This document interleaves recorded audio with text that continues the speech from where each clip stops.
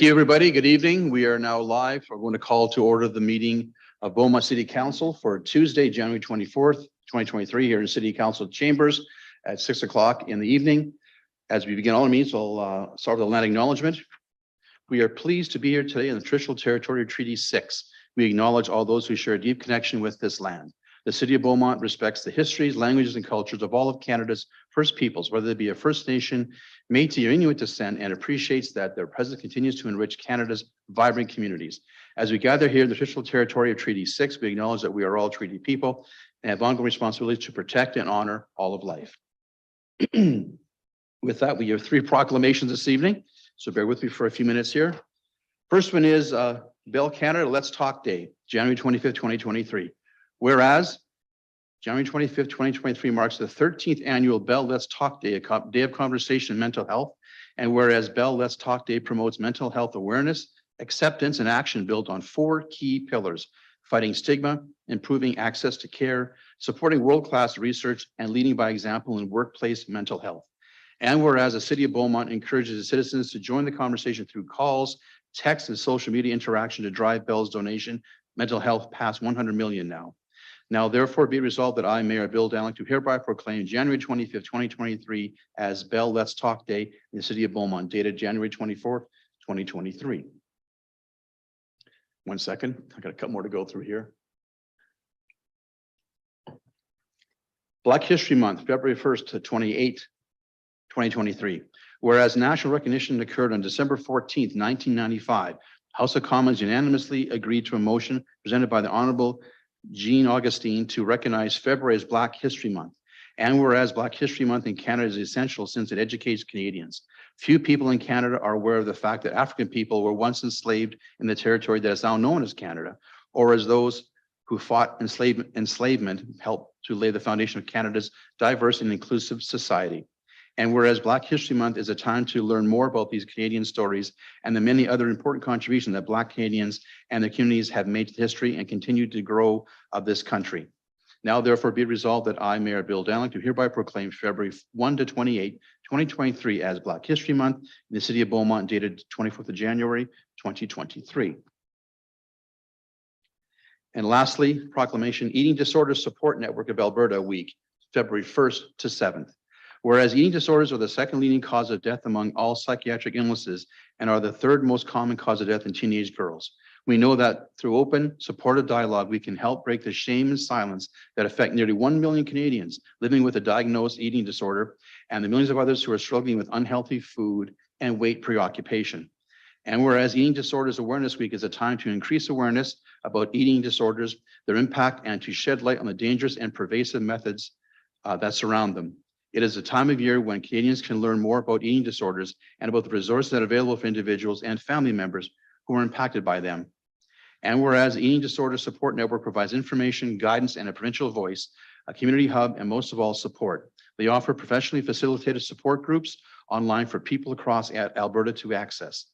Thanks to ongoing funding, they're able to offer these groups at a very low cost to participants and can even waive fees if people are experiencing financial difficulty. And whereas EDSNA promotes awareness about eating disorders by hosting Eating Disorders Awareness Week, giving presentations to various groups throughout the year, and strengthening relationships between community partners and treatment professionals to create a more effective voice for eating disorders. Now, therefore, be resolved that I, Mayor Bill Dallek, do hereby proclaim February 1 to 7th, 2023 as Eating Disorder Week here in the City of Alberta. City of Beaumont, Alberta, wow. Dated 24th of January, 2023.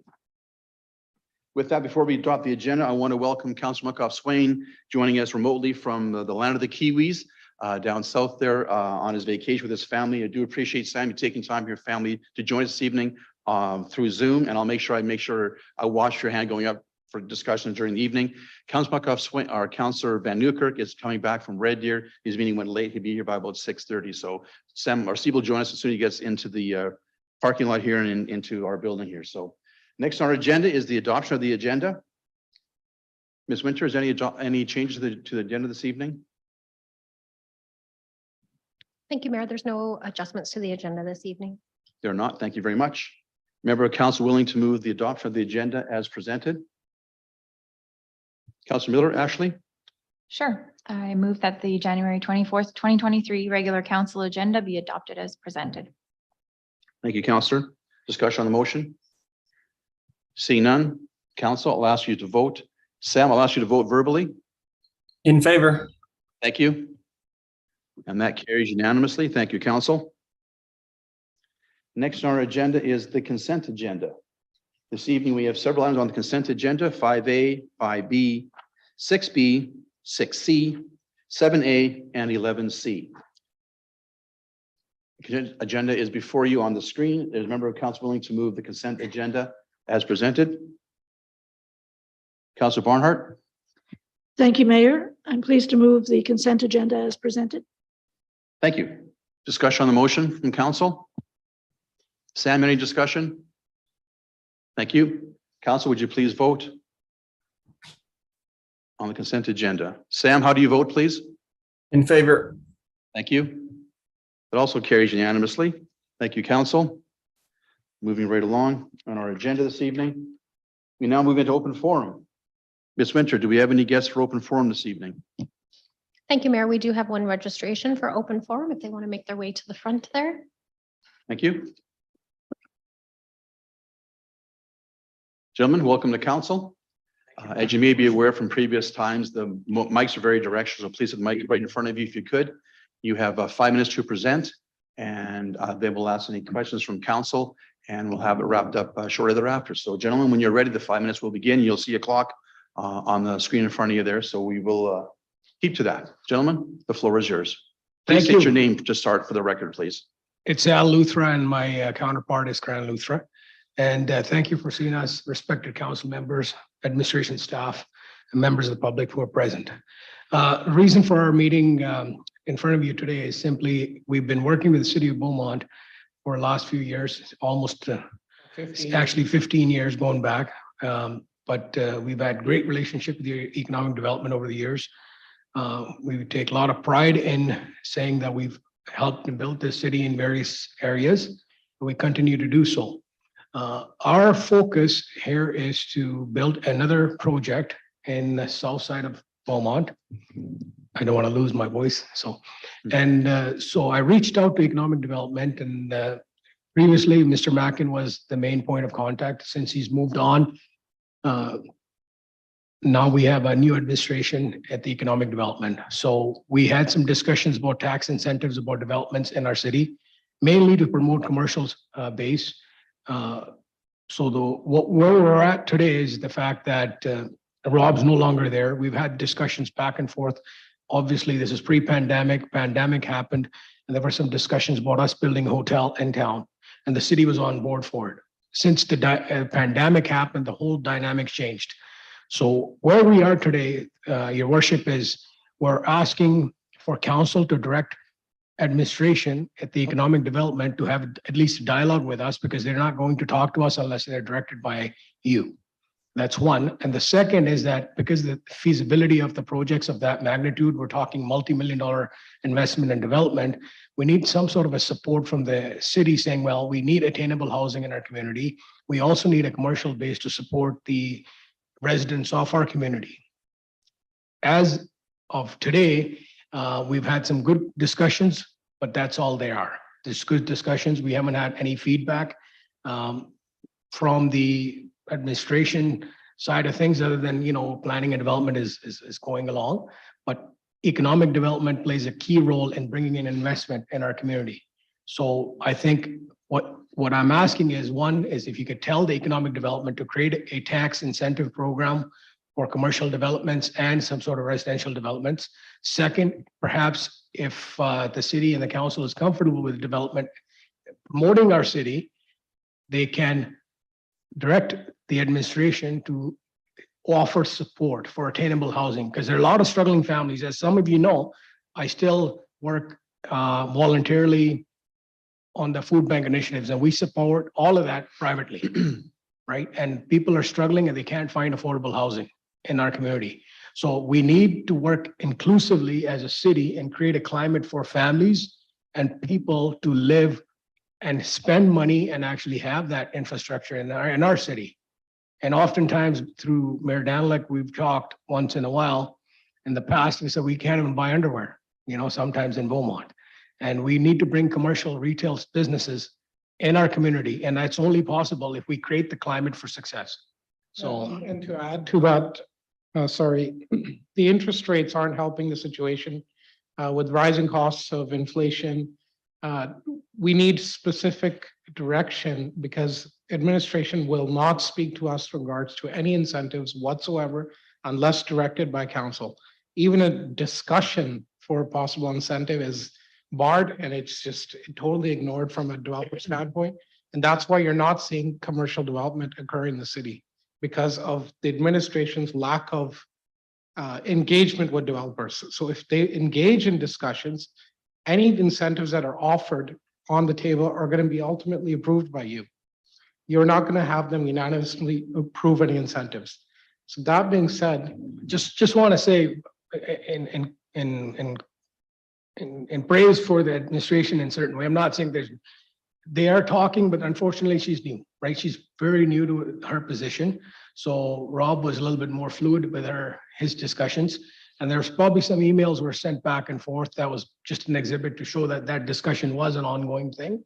So all I'm asking you is please give some consideration so we can make our city a better place, right? one would be through the form of a letter of support of our project, and second would be through a possible tax incentive, which will help stabilize our financing. So some of you may have a question, where does this letter of support go? It goes to CMAC, and to the financial and the lender. So the interest rates are a little bit better if we're investing and the community needs it. So I'll leave it at that. Good. Thank you. I appreciate that. It's okay.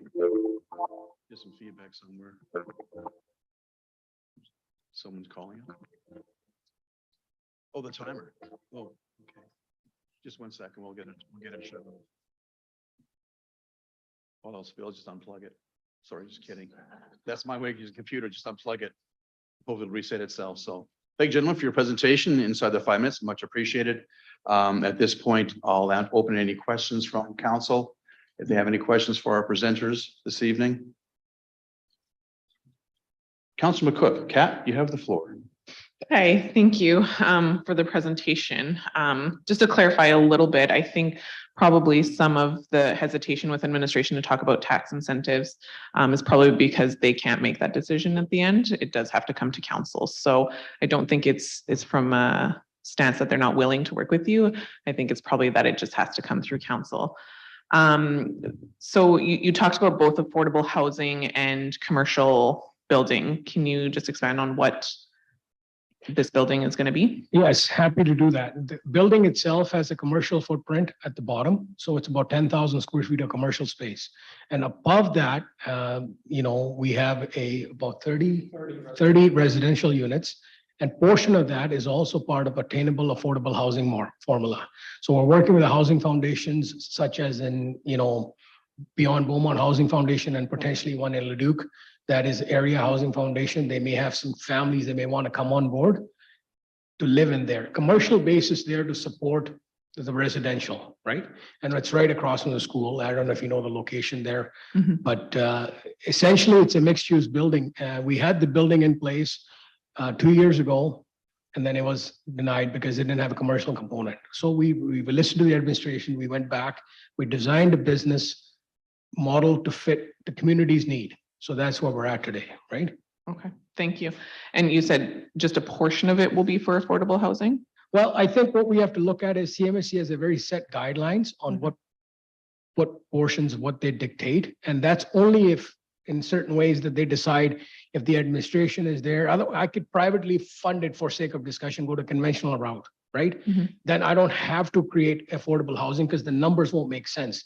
The reason they gave us the tax incentive is because they actually want to see a certain number of units. I don't know if it's 20%. I don't know if it's whatever. Yeah, it's a maybe. specific program that CMHC goes based on our energy modeling.